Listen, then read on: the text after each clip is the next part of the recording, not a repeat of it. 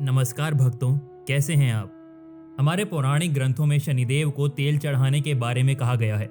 शताब्दियों से लोग हर शनिवार को शनिदेव पर तेल चढ़ाते आ रहे हैं। मान्यता है कि ऐसा करने पर शनि की साढ़े साती और दैया से मुक्ति मिलती है।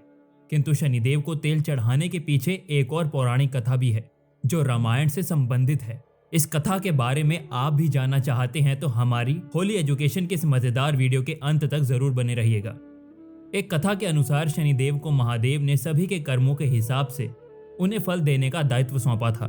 इससे शनिदेव का महत्व तीनों लोकों में बढ़ गया। उनका बल तो अथाक था ही, साथ ही उनकी वक्र दृष्टि से तो देवता भी घबराते थे। अपनी इस अतुल सामर्थ्य के कारण शनिदेव के मन में अहंकार आ गया कि इस त्रिलोक में उनसे शक्तिशाली कोई और है ही नहीं। उसी अहंकार में शनिदेव अपने लिए कोई योग्य प्रतिद्वंदी खोजने लगे। किंतु शनिदेव से बैर भला कौन ले। बहुत खोजने पर भी उन्हें कोई प्रतिद्वंदी नहीं मिला। इसी विषय में शनिदेव ने देव ऋषि नारद से पूछा तो उन्होंने बताया कि आपके योग्य प्रतिद्वंदी तो केवल केसरी नंदन हनुमान ही हैं। यह सुनकर शनिदेव तत्काल मृत्युलोक पहुंचे और हनुमान जी को ढूंढने लगे।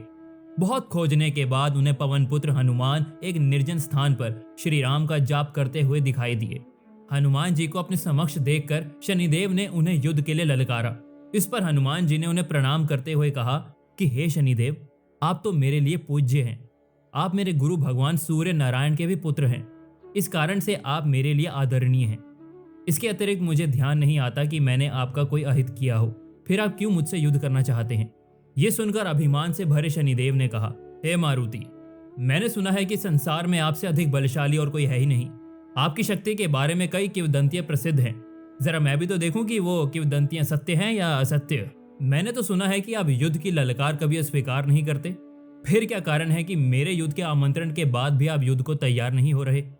उनकी बात सुनकर हनुमान जी समझ गए कि दैव योग से इस समय शनिदेव अहंकार के वश में हैं।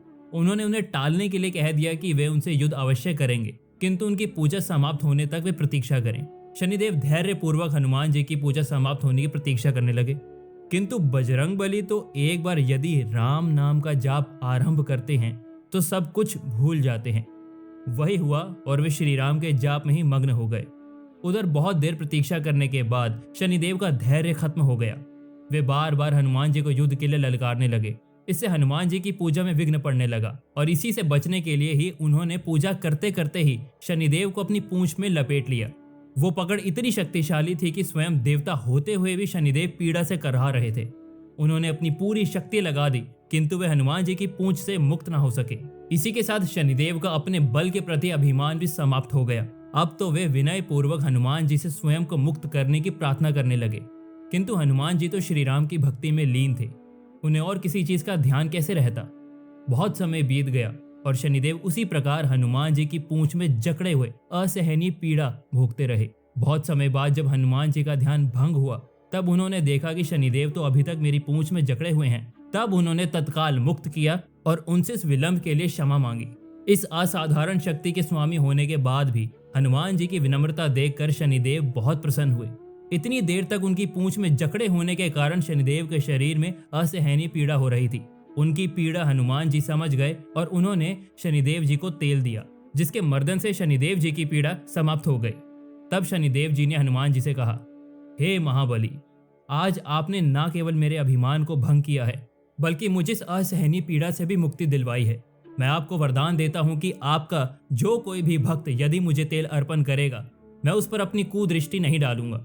यदि कोई मेरी कुदृष्टि से पीड़ित हो तो आपकी पूजा करने से वो उस पीड़ा से उसी प्रकार मुक्त हो जाएगा जिस प्रकार आज आपने मुझे पीड़ा से मुक्त किया है। तभी से शनिदेव जी को तेल चढ़ाने की प्रथा आरंभ हुई।